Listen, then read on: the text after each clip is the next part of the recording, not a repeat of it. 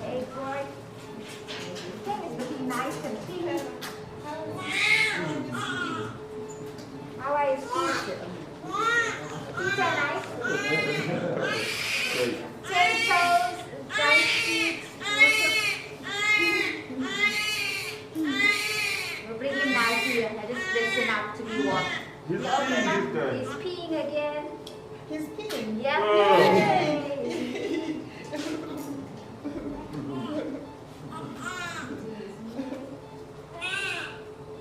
So in the video you can hear me. I don't know if you can hear it clearly because, you know, I was a bit further away from the camera, but I asked how are his feet, and they said his feet are perfect. I think the doctor said it and my husband was like, no, his feet are perfect. The doctor was like, yeah, 10 toes and that, you know.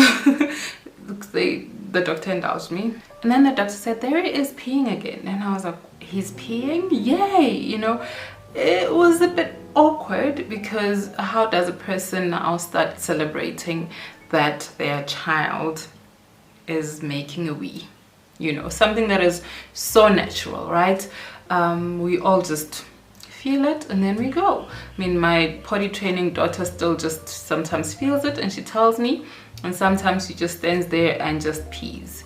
But the thing is, my first boy was born with bilateral club feet. So club feet is when your feet are like, I don't know how to explain it, but you know, you can search it up, you know, your both of your feet are like this, you know, and that's a fixable thing though, you know. So it's, you know, you get operations and stuff and then your feet get fixed and you just can walk properly after all those operations. But my little boy couldn't wee. He couldn't wee. In his 14 days of life, he didn't wee even once on his own. He had to be helped, so they had to drain the wee out of him using little tubes. I remember they ended up using a small feeding tube. They stuck it, oh my gosh, I couldn't even be in the room the first time they did it. They had to stick it in and then drain the wee out because his body wasn't able to do that on itself, so, or by itself. Gosh guys, if I ramble during this video or if I make grammatical mistakes or step on top of my words, it's because it's hard for me to make this type of videos, and so I sometimes wanna, you know, sometimes I feel like I've got this huge lump on my throat and sometimes the words don't come out, and so please forgive me for that. And it's also a little bit hot, but please forgive me if I do like sometimes ramble or sound like I've got a shaky voice, or, you know, because, you know, it's hard for me to make these videos. So when I heard that he had made a wee, our little boy had made a wee, that was like, you know, that was like, okay, so, you know, he's got straight feet, you know, so that was a glimpse of hope for me. So I'll take you back a few years back, nearly about 5 years ago. In 2017, 20th of June, I gave birth to a baby boy right here. My first boy. Man, he doesn't just live on my wall, he lives in my heart and in all of our hearts. But if you don't know my story, we only had him for 14 weeks, and after 14 weeks he went to be with the Lord. And so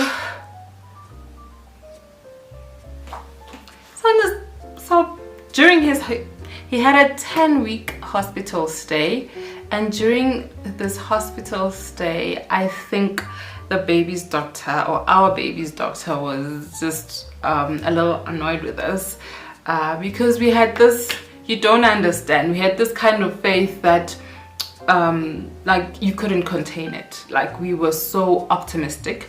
We, like, if they told us no one with this kind of condition survives, we were like, we will be the first ones. We were just so optimistic, and we were praying. We had faith.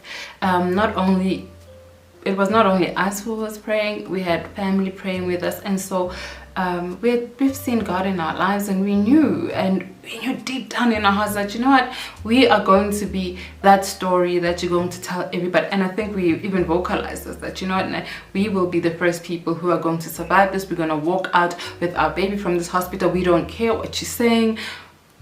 Look, we were just the most, and I think it was somehow annoying the doctors. I could feel it, I could see it, that it was annoying them, that we were just so optimistic and we had this hope and faith. And so on this other day, she just called us to her office, because she, you know, I think she was like, no, these people, they don't get it, they really don't get it, so I'm just gonna call them to my office where it's more quieter, so I can sit down and properly explain to them what is going on.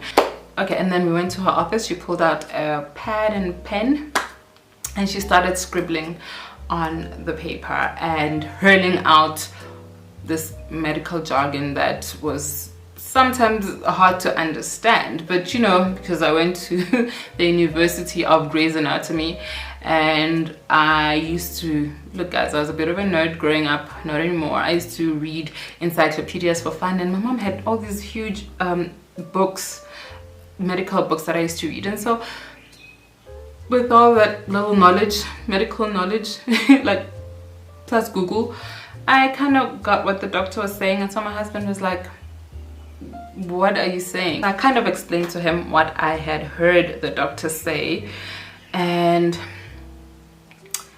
my husband then turned to the doctor and said, so you're saying that I will never ever have a healthy baby boy or a boy that will live?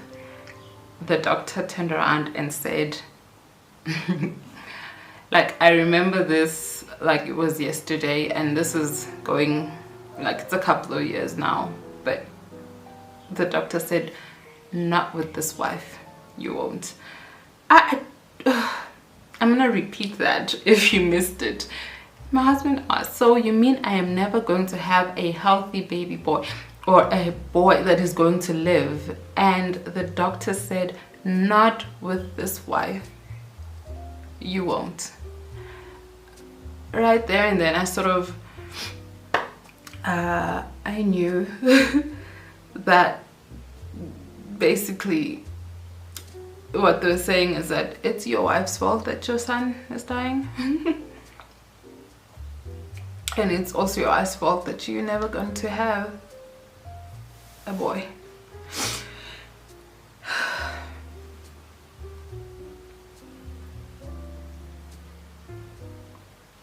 I think at that moment everything inside me froze.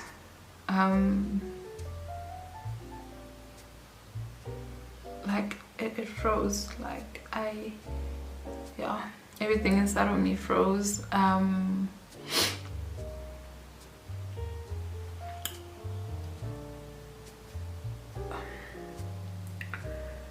Nothing actually made sense. I had explained it to my husband, and then the doctor says it to him, but after she said, not with this wife, you won't, I think, you know, it's just started making sense. But anyway, 2 or 3 days after that meeting, we had, you know, the day where they were gonna switch up the machines, and, you know, we went in, I had the baby in my arms, they switched up the machines. You know, I sat there hoping that he would cough and start breathing on his own, and he didn't. I had my hand on his little body, like on his chest, and I kept on just feeling his heart faint, going faint, and to a point where I couldn't even feel his heartbeat anymore. I remember just looking at my husband. I am sorry guys if I'm not even looking at the camera. I am struggling with telling the story, but I feel it's necessary because this is my testimony. I remember looking at him and saying, his heart has stopped beating, but, you know, can we just I'll just keep it to ourselves because I just want to hold on to him a little longer before they come in and stuff. And you know, in a split second they were there grabbing him off me, pressing things, and I don't know what they were doing on the machines, whatever it is they were doing, I really don't know. But we just sat there like we just sat there so numb. Then we eventually just decided to leave because we couldn't be there looking at his lifeless body, and so we left the room. Now, the words that the doctor spoke. So yes, the doctor had explained to us that we cannot, moreover, I cannot mother a baby boy that is going to live. According to my genetic makeup, that was the thing, you know. So I walked away with the guilt and, you know, thinking that it was all my fault that this was happening. And so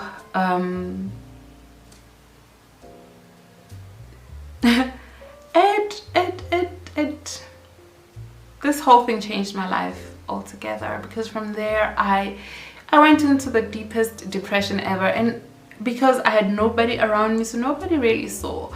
And so I think when I complain about my weight here, people probably think, oh, she's got a low self-esteem or whatever. No, guys, like I'm usually like a size 30, 32, and right now I'm a 42. So can you imagine? I went into the deepest depression and I found comfort in food, and you know, there was no one around me, so all I used to do was just to watch Grey's Anatomy. I used to watch Grey's Anatomy the whole day, and then do my run, not exercise, school run, go fetch my kids from school and bring them back home and eat and eat and eat. And so I just kept on expanding and expanding and expanding. So from like a size 30, 32 to like a size 40, 42, and that's where I'm at right now. And so when we found out that we were having we were pregnant with our fourth child, this is like the second, so the rainbow baby was Nyeleti. I don't want to go into that. That was also a difficult pregnancy, not in terms of health problems, no, in terms of the fact that we were all nervous, not just us, family, everyone else. And so and I remember we told our doctor then, no more babies, we are so done, we can't go through this again. It was difficult. We were not sleeping throughout the whole pregnancy. It's like, you know, because we were expecting something to go wrong throughout, because we were told that, you know, even our two girls actually were lucky to be, you know, so, but with a boy, never, never, never, never, you will never have a boy that is healthy, not with this wife. I mean, those words are like, yeah, and I need God to erase them away from my head. Not that I want any more kids, but I need God to erase them from my mind, because they're there. Not with this wife, you won't. My gosh. But anyway,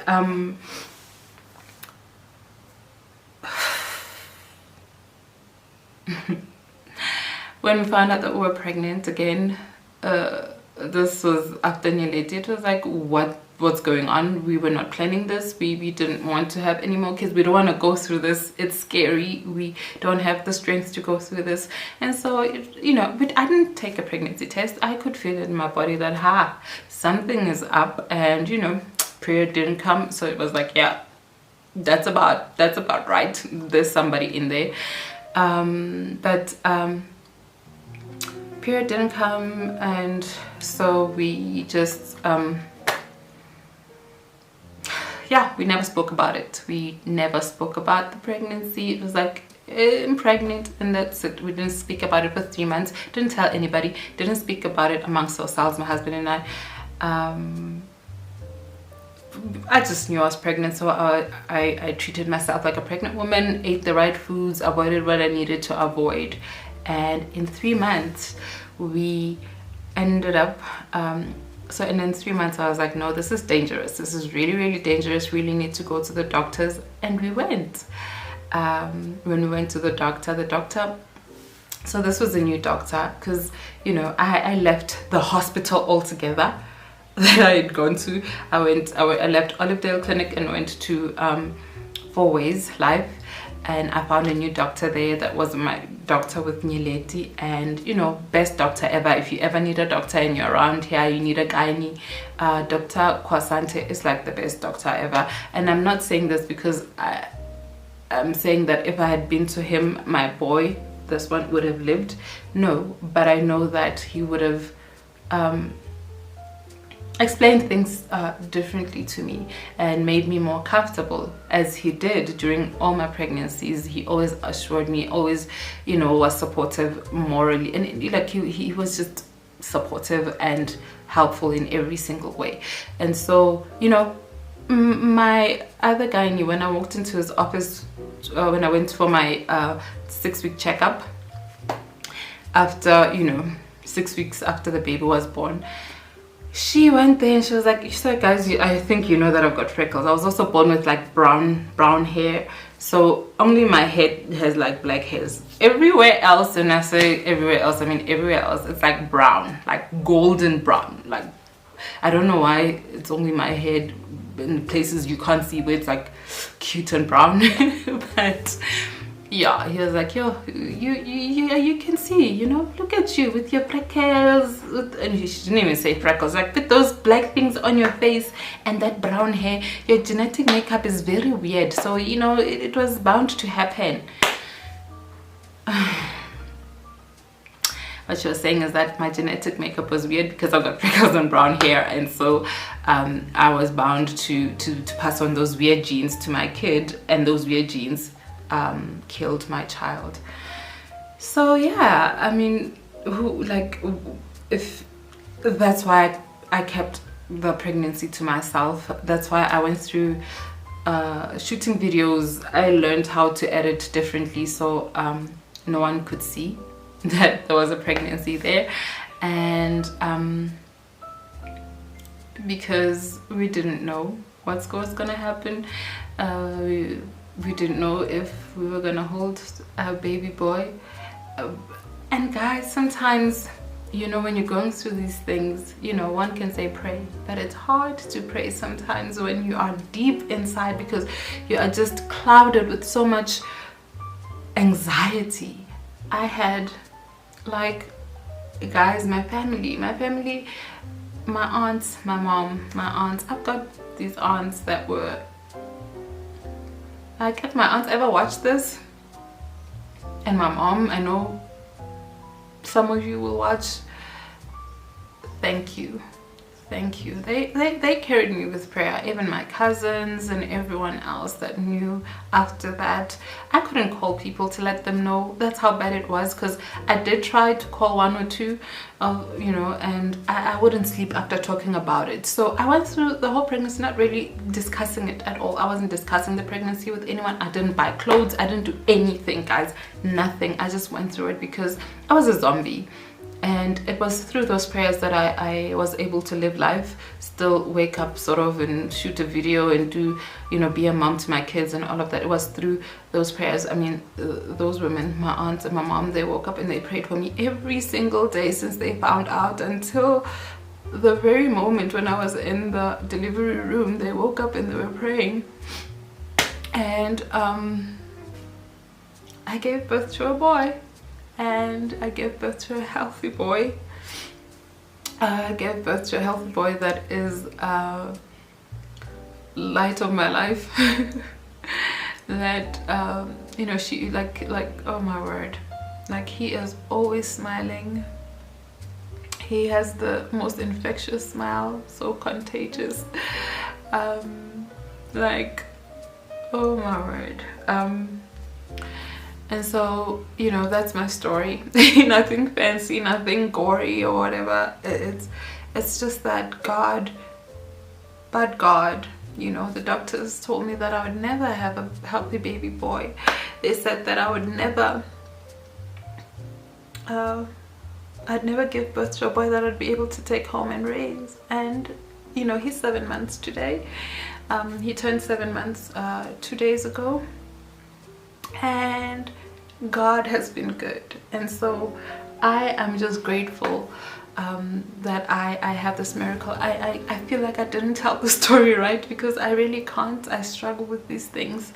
I really do struggle with these things, but I am so glad and so blessed, I think, to have Nhlelo, and I am at peace knowing that he is with the Lord, and that God, you know, he's with the Lord.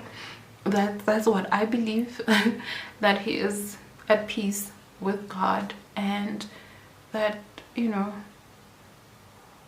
despite all the gory details that we were told that I would never be able to do it, like never ever, because my genetic makeup is weird and all of that, that I have a boy today that is healthy and is the love of my life. My heart is now divided into 5 because I've got 5 little people that I love dearly, and I'm so grateful to God for blessing me with such a beautiful miracle.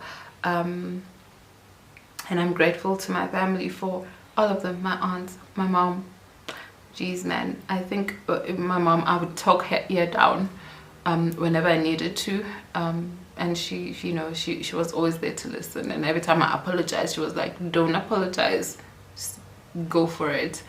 And you know, my cousins and, you know, all of them that gave me a call when they, you know, just to find out if I was okay, and they prayed for me. They also prayed for me, and it was a celebration when it happened, you know, that, you know, God is good. And you know, that's when I was going through it, when I was really going through it, I used to hear these words, you know, queen, that would translate to, where's your God? You know, your child is gone, so where's your God? And somehow I nearly lost my faith. I nearly did. I went through a rough time where I was like, but where? But I, you know, I got to a point where I knew that God knows what's best for me, and even when I don't understand, I choose to trust him. And so yeah, that's my testimony for today. I don't like making long videos, so if you've made it this far, thank you for watching. Always know that God is able. You know, it doesn't matter what the world says, God is able. Just believe in him. Whatever it is that you're going through, even for me right now, I look at that, because there are things that I'm struggling with right now, a whole lot of things that I'm struggling with. I go to this testimony and I just look at how God came through for me, came through for my family. I know that he is able, and all I need to do is just to keep on trusting in him and knowing that he will fix everything that is looking bleak right now. Because sometimes I look and I'm like, it's not happening, but I know that God did, like, he did this big thing for me. Like, he gave us a son when they said, oh, you will never have one, guys. And a peace that is like settling in every day, you know, because walking around being told that you're the reason, or like, guys, you'll walk around with the guilt. I didn't eat for like 2 weeks after he was gone. I remember I didn't eat at all because he wasn't able to eat, and I was like, it was my fault that he wasn't able to eat, so, you know, therefore I will not eat food as well, because how can I eat food if he was unable to eat food? And that was my fault, because I just carried it. And I remember my pastor, you know, telling me that, you know what, it is not your fault. You know, he ended up asking, I was like, but it's my genes. He was like, did you make yourself? Did you make yourself? Did you create those genes? And I remember he then prayed for me, and that night I was able to eat. And you know, from there I did start eating food again. But I'm just grateful to have had that kind of support around me, and the prayers that I had during the pregnancy. And so yeah, that's why I went through a whole pregnancy shooting videos, posting at least 2 videos every week. Always, you know, like, you see the angle I have today? This is the angle I was shooting with the entire pregnancy. So anyway, thank you so much for watching. I always know that God is able, even when it looks really, really tough, even when it looks really, really impossible. And just because you went through something before doesn't mean that He won't be able to take you out of a similar thing. I don't know if look, I don't even know if I'm making sense right now. This kind of conversations really put me in a place that I don't like being in, and so I'm just gonna stop talking right now. I'm gonna stop the video now. I think it's going to half an hour, and yeah, thank you for watching. Bye.